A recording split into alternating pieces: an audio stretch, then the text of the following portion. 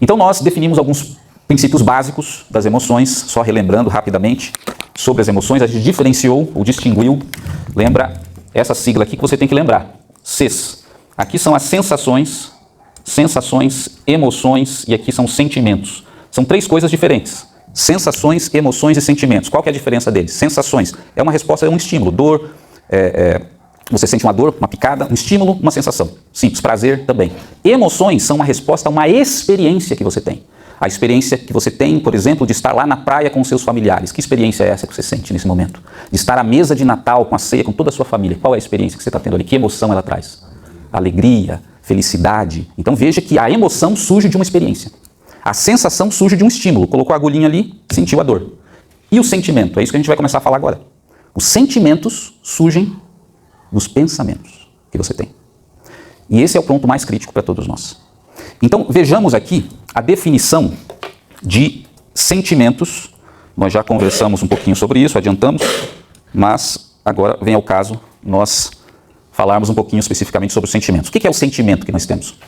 São reações emocionais atenuadas, diminuídas. Quando você tem a reação, nós falamos de medo, essa emoção, que é o medo, ela é intensa. A gente usou o exemplo de você estar passando na casa do vizinho e de repente você vê aquele Rottweiler assassino solto na sua frente. Você vai sentir essa emoção que nós chamamos de medo. Todo o teu corpo você vai ver ele esquentando da ponta do seu pé até a sua cabeça, que é o sangue sendo jorrado para todas as partes do seu corpo para você reagir àquela ameaça iminente e sobreviver. Então, se você tem chance de sobreviver, é porque Deus colocou esse sistema em você que se chama medo. Porque o medo te prepara para fazer coisas muito além do que normalmente você seria capaz de fazer. O medo, como eu disse, surge, é uma emoção e surge de uma experiência. Por exemplo, a experiência de você se defrontar com um Rottweiler na frente de um portão de uma casa. Agora, o sentimento é uma emoção ali atenuada, diminuída. Então, o medo atenuado, diminuído, é o que a gente chama de ansiedade. Ansiedade, ela não é uma emoção que te muda completamente naquele momento. É uma emoção atenuada, mas ela vai te minando lentamente. Então, por isso ele continua dizendo, é uma emoção atenuada e prolongada. O medo dura quanto tempo? A emoção intensa do medo? Segundos. 1 minuto, 60 segundos, 120 segundos. É uma emoção rápida, sobe e depois baixa. Agora, a ansiedade, que é um sentimento, é uma emoção atenuada. Ela não é tão intensa, mas ela dura mais tempo. Por isso ela é prolongada. E ela é gerada por pensamentos e crenças, sobretudo inconscientes. Então vamos ver aqui mais exemplos de sentimentos. Tá ali, ó, insatisfação é um sentimento, porque ele não é igual à tristeza, que é mais intenso. Tá lá, irritação, ansiedade, indignação, ressentimento, ciúmes, inveja, satisfação, empolgação, paz, tranquilidade. Aqui sentimentos negativos, aqui sentimentos positivos. A característica do sentimento é que ele dura mais tempo e ele é mais atenuado do que as emoções. Então a pessoa pode ficar insatisfeita durante anos da sua vida. A pessoa pode ficar com ciúmes durante anos da sua vida. A pessoa pode ter ali a satisfação, pode estar satisfeito durante muito tempo também. Então essa é a característica dos sentimentos. São emoções atenuadas que duram mais tempo. Qual é o princípio fundamental que a gente vai trabalhar aqui hoje e que vai se relacionar, inclusive, com o texto que nós lemos? Guarda isso, porque se você entender, você vai ter uma mudança radical na sua vida. O princípio é: a maior parte dos sentimentos negativos são resultados de crenças inconscientes falsas. Vou repetir para ficar muito claro. A maior parte dos sentimentos negativos que você tem são resultados de crenças falsas que você está mantendo com você. Por isso, se você identificar essa crença, em primeiro lugar, identificar a falsidade ou a contradição dessa crença que você mantém com você, os seus sentimentos vão mudar. E se os seus sentimentos mudarem, a sua vida muda. Porque, como eu disse, a maior parte da nossa vida é guiada, direcionada, impulsionada por sentimentos. Vamos pensando aí a relação com o texto que nós lemos. Então esse é o princípio fundamental que a gente vai trabalhar aqui agora. E se você entender isso, repito, a sua vida muda.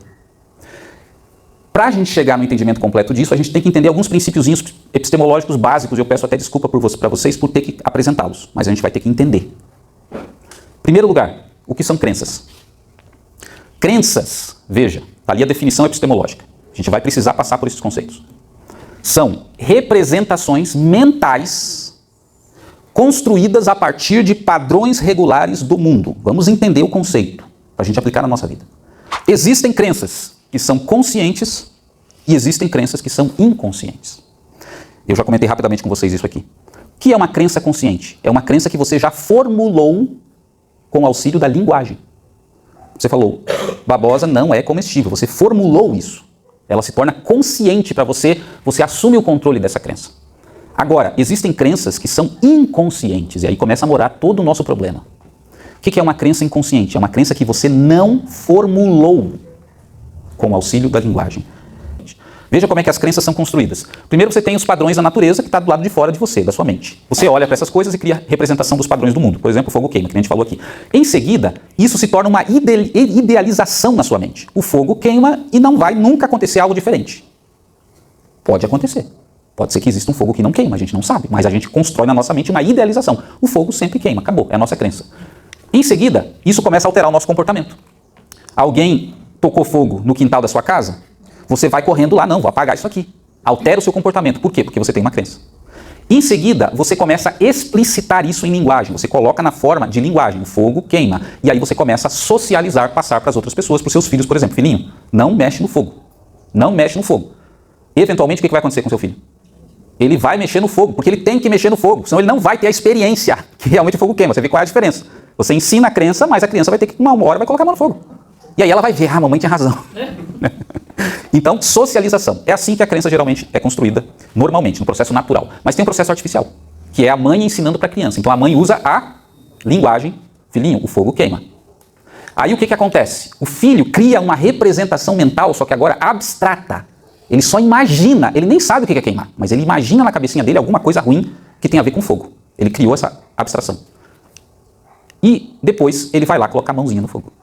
Em algum momento ele vai colocar a mãozinha no fogo. E aí a crença, ele faz a representação realmente da crença dos padrões do mundo. E aí, como todo mundo, ele começa a fugir do fogo. Não vai colocar a mão no fogo. Esse segundo processo, quando é ensinado, ele é artificial, mas ele leva para o mesmo ponto. Representou os padrões do mundo, depois vai ter a idealização, vai mudar o comportamento e vai explicitar. E a própria criança vai começar a ensinar as outras crianças. O que acontece muitas vezes com as nossas crenças? Processo artificial. Alguém ensina para você. Você cria uma representação abstrata na sua mente, imaginação, e morreu aqui. Morreu ali. Não tem experiência. Se não tem experiência, aquela crença que foi ensinada, ela se torna aquilo que a gente chama de crença vácua, crença vazia. Não tem conteúdo cognitivo. Se não tem, a pessoa, ela professa que acredita, mas ela acredita realmente? Não, porque ela não teve a experiência. E isso é um problema, porque você vai perguntar assim, Ricardo, mas a criança não vai colocar a mão no fogo? Não vai ter experiência? Às vezes não. Quando essa experiência é muito difícil, por exemplo. Não vai ter experiência. Eu ensino que o relacionamento com Deus... Vou falar mais alto agora aqui, escutando para o cara lá. Eu ensino que o relacionamento com Deus, cotidiano, diário, no meu momento com Deus, é fundamental para o meu equilíbrio na vida. Eu ensinei. Só que eu parei aqui. Você criou uma representação mental disso. Só que para você acreditar realmente nisso, você vai ter que entrar nesse relacionamento. Você vai ter que experimentar isso, para que isso não seja mais só uma ideia na sua cabeça. Para que você seja igual a criança que colocou a mão no fogo e fala, nossa, isso funciona mesmo. Nossa, Deus existe mesmo. Nossa, Deus fala com a gente mesmo. Nossa, que maravilha estar num relacionamento com Deus em que eu falo de cá e ele responde de lá e eu vou vivendo nesse relacionamento igual está lá falando de Enoque que andava com Deus. Você rompeu o nível da crença vazia, que é simplesmente o que alguém te disse, e agora você experimentou. Ah, Ricardo, mas isso é muito incomum de acontecer? Não. É só você abrir lá, Jó capítulo 42, que você vai ver. O que Jó disse? 42:6. Conhecia-te só de ouvir, mas agora os meus olhos te veem. Por que ele disse isso? Porque ele passou dali para cá. Experiência. Então veja, isso está em todas as áreas da nossa vida. Nós temos crenças vácuas, sem conteúdo. Por que as pessoas adquirem crenças vácuas? Porque às vezes é difícil e porque às vezes simplesmente há uma validação positiva. A criança cresce, os pais que têm filhos aí, a criança cresce junto com os pais na igreja. Ela professar que acredita na mesma coisa dos pais, leva os pais a darem uma validação positiva para as crianças. Muito bem, meu filho. aceitou Jesus, parabéns, me dá um abraço. Isso faz com que a criança professe aquilo, porque aquilo dá um reforço positivo para o comportamento dela. Aquilo faz com que ela seja aceita socialmente, muitas vezes dentro da própria igreja. É isso que está acontecendo. Só que ela mudou daqui para cá para a experiência? Ainda não. Ela simplesmente fala o que as pessoas querem ouvir, porque elas recebem essa validação. Ela não teve uma experiência verdadeira. E veja, não é só crianças. Às vezes a pessoa está a vida inteira nesse círculo de uma igreja com uma crença vazia, porque simplesmente ela é aceita naquele meio se ela professar aquilo que todos professam. Outro tipo de crença que acontece a partir dessa discrepância é a crença dissonante agora. O que é a crença dissonante? É quando a pessoa acredita, diz que acredita em alguma coisa, mas na verdade as crenças inconscientes dela são o contrário disso. Caso clássico: eu não tenho preconceito. Eu não tenho preconceito. Isso é o que ela professa. Só que os padrões de comportamento e de pensamento dela são de alguém que tem preconceito. Ela trata as pessoas de maneira diferenciada, trata com preconceito, porém ela diz que não tem preconceito. Por quê? Porque ela simplesmente criou uma representação mental, socialmente ela é aceita por dizer que não tem preconceito, só que a crença inconsciente dela é que ela é melhor do que aquelas outras pessoas. E, portanto, ela trata diferente as outras pessoas. Ela tem preconceito contra outras pessoas. Tudo isso acontece por causa do processo artificial de crenças, de formação de crenças, que começa simplesmente alguém ensinando: você não deve ser preconceituoso. Aí a pessoa simplesmente começa, adota isso para a vida dela, só que as crenças inconscientes funcionam de forma diferente. Por que as crenças inconscientes são tão determinantes na nossa vida? Então aqui entra a crença vácua, a definição ali, não há nenhum conteúdo cognitivo, é mantida puramente pela validação social positiva. A crença dissonante é a crença que é consciente professada, que é oposta à crença inconsciente estabelecida. Por que a crença inconsciente é tão determinante na nossa vida, como eu disse? Porque existem graus de certeza das crenças, como a gente mostrou aqui no caso da babosa. As pessoas têm diferentes graus de certeza. E as nossas crenças, que não temos consciência, as inconscientes, qual é o grau de certeza subjetiva que elas têm, para quem enxerga lá? É absoluto. 100% de certeza. E é 100% de certeza exatamente porque você nem sequer se dá conta que você tem essa crença. As crenças conscientes, elas têm variados graus de certeza. Você tem certeza de 100%, você me diz que o fogo queima, mas da babosa você tem 40% de certeza. As crenças que você tem inconscientes, 100%. Você vive como se elas fossem verdades absolutas na sua vida. E por isso que elas dirigem a sua vida. Então, voltando agora ao nosso princípio geral. A maior parte dos sentimentos negativos que nós temos são resultados de crenças o quê? Inconscientes, falsas. E eu vou dar um exemplo aqui hoje, agora, para vocês de como isso funciona. E como isso muda a nossa vida praticamente. Primeiro vamos pegar aqui alguns sentimentos negativos. Só para a gente pegar como exemplificação um sentimento negativo para a gente encontrar a crença falsa. Contrariedade e frustração. Frustração. Esse sentimento, que sentimento é esse exatamente? Exato, vai nessa direção, irmã.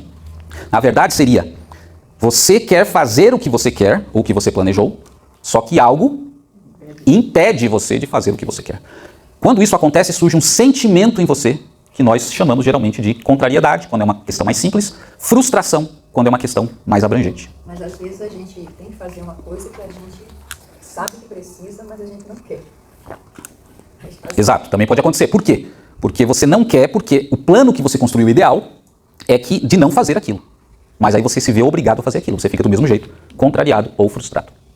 Outro sentimento, irritação. De onde vem esse sentimento da irritação? Quando você fica irritado. Irritada. Mas só que é uma contrariedade específica. Veja se isso não é verdade. Quando existe um estímulo repetitivo te contrariando.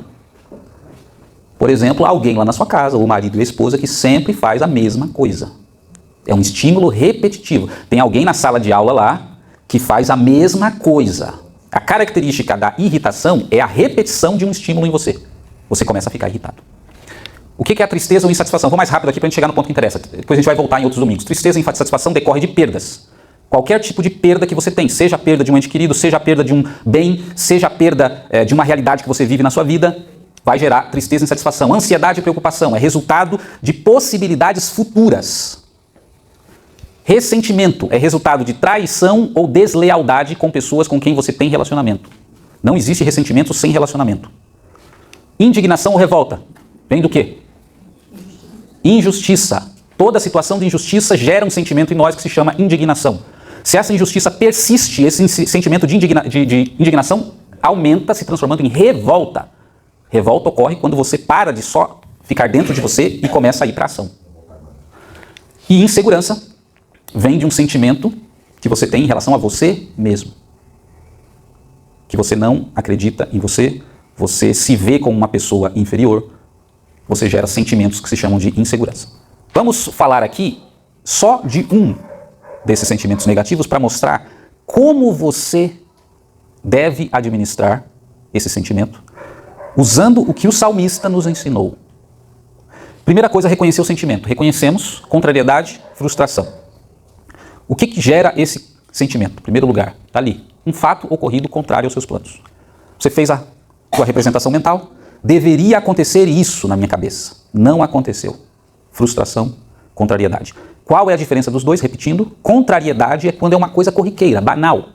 Sei lá, você queria estender a roupa hoje para secar e choveu. Uma coisa corriqueira. Ficou contrariado, pronto. Por quê? Porque na sua cabeça você construiu um cenário que era o ideal para acontecer, sol, e de repente chuva. O que é a frustração?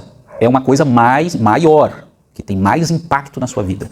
Por exemplo, você imaginou trocar de carro, juntou dinheiro, fez um monte de coisa, e de repente tem um problema lá de saúde que faz você gastar metade do dinheiro que você tinha. Você fica frustrado, porque isso levou mais tempo de planejamento, era uma coisa mais importante para você. Então vamos ver, no caso da frustração, especificamente, como que a pessoa pode usar o método do Salmo 42. Pergunto para vocês, qual é o método do Salmo 42 para tratar as nossas emoções? Agora nós entramos no ponto. Qual é o método que nós lemos? Como que Davi fala? Lembram o que ele disse? Esperar no Senhor. Não, antes disso. Antes disso. Hã? Por que estás abatida, ó minha alma? Essa primeira parte, que todo mundo passa direto e vai para a segunda, está o segredo para você administrar os seus sentimentos e as suas emoções. Davi conversa com a sua alma. E eu li 3 versículos ali para mostrar que não era um fato isolado na vida de Davi conversar com a sua própria alma, com ele mesmo. Você vê, se repetindo 2 vezes no Salmo 42, você vê a mesma coisa no Salmo 43, o que mostra que isso era uma prática que ele tinha. E eu vou dizer, se tem um personagem bíblico que mais teve emoções conflituosas para administrar na sua vida, esse personagem se chama Davi. E ele aprendeu como sair da escuridão das suas emoções. E o segredo está nesse método que começa com você conversando com você mesmo e perguntando uma pergunta muito simples. Por que você está se sentindo assim? O que você está sentindo e por que você está se sentindo? Por que estás abatida, ó minha alma? Emoções negativas. E aqui eu trago um exemplo para vocês verem como vocês, com esta conversa com a sua alma, você vai chegar no ponto final, descobrindo uma crença falsa que você mantém na sua vida. E a partir dessa identificação, você, encontrando a contradição e essa crença falsa, os seus sentimentos mudam. Leia qualquer salmo de Davi, veja o começo, veja o fim. Veja como ele entra, veja como ele sai. Ele entra com sentimentos negativos e ele sai como? Louvando e exaltando a Deus com sentimentos positivos. Vejamos como isso acontece então na prática. Ali é uma conversa de uma análise com uma outra pessoa, conversa entre 2 pessoas. Você pode fazer isso com você mesmo, mas ali é uma conversa entre 2 pessoas. O primeiro, o analista ali em preto, e o segundo, o paciente, no caso, em vermelho. Veja como funciona isso. Por que você está frustrado? É o que Davi está falando. Ele responde, porque não passei no concurso que queria ter passado. A pessoa fez um concurso, estudou anos, é frustração. Porque ele aplicou o tempo da vida dele para fazer isso e não deu certo. Ficou frustrado. Ele responde, porque não passei no concurso que queria ter passado. Aí a pergunta de novo, por quê? Como Davi fez. Por que você queria passar? A pessoa responde, porque eu queria mudar de emprego. Por que você queria mudar de emprego? Pergunte para a sua alma. Faça ela dar as respostas para você. Por quê? Presta atenção agora, porque agora apareceu a crença. Porque acredito que seria melhor para mim. Qual é a crença? A pessoa está nutrindo a crença que eu resumi aqui para vocês. O emprego A, que é o que ele queria entrar, é melhor para mim que o emprego B. Concordam com isso? Essa é a crença que está dentro da pessoa. A partir dessas primeiras perguntas, a partir do momento que, na verdade, se definiu qual é a crença, você, conversando com a sua alma, encontrou a crença que você está apegado. O próximo passo é você questionar essa crença. Porque essa crença aqui é admitida como absoluta, ela é inconsciente. Ela está regendo a sua vida. Tudo orbita em torno dela e você não questiona essa crença, então você vai questionar. E aqui o analista continua. Como você tem certeza que esse emprego seria melhor para você? A pessoa responde, é obrigada a responder. Eu não tenho certeza. Ou melhor, eu não tenho certeza. O analista continua. Diante das milhões de possibilidades que poderia acontecer com a sua vida nesse emprego que você sempre desejou, de 0 a 100%, qual é o grau de certeza que esse emprego realmente seria o melhor para você? Aí a pessoa pensa, reflete e é obrigada a admitir o seguinte, sei lá, uns 20% talvez. Preste atenção que agora nós já encontramos que há uma contradição entre a crença inconsciente da pessoa, que era o quê? Esse emprego é melhor para mim. E a análise que ela acaba de fazer. Quando o analista pergunta para ela, você tem certeza? Aí a pessoa fala assim, pensando bem, eu não tenho certeza, né? Quantos por cento? Uns 20%. Pronto, encontrou a contradição. E aí ele continua. Se você não sabe o que é o melhor, como saber? O que é o melhor para a sua vida? O analista pergunta. A pessoa responde, só Deus sabe. Aí você acredita que Deus realmente sabe o melhor para você? Aí a pessoa responde, sim, acredito. Você acredita que Ele quer fazer o melhor para você? E a pessoa responde, sim. E segue, você acredita que Deus tem o controle de tudo o que acontece? Sim, acredito.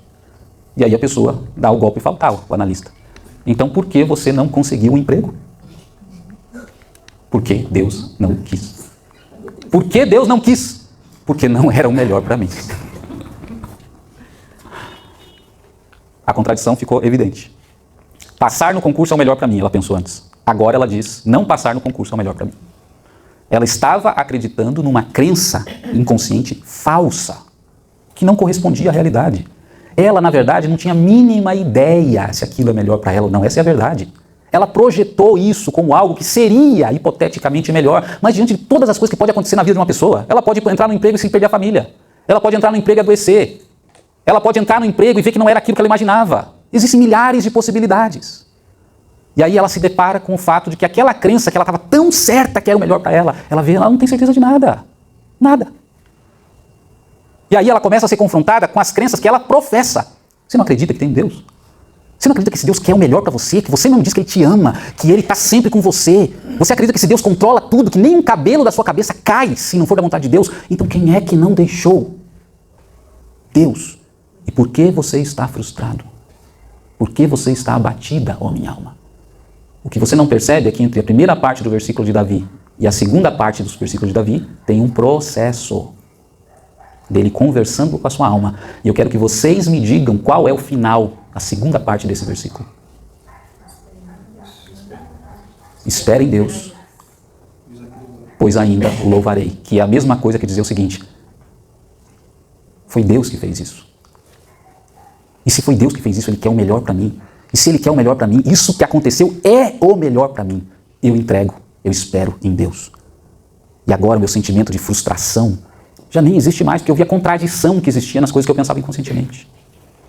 Eu vou dizer para vocês, se você aprender a fazer isso, que o salmista nos ensinou, e que a gente viu aqui na prática, toda vez que você estiver com um sentimento te esmagando, você entra na presença de Deus, você ora, você invoca a presença do Espírito Santo junto com você, você começa a perguntar por que está abatida, ó minha alma.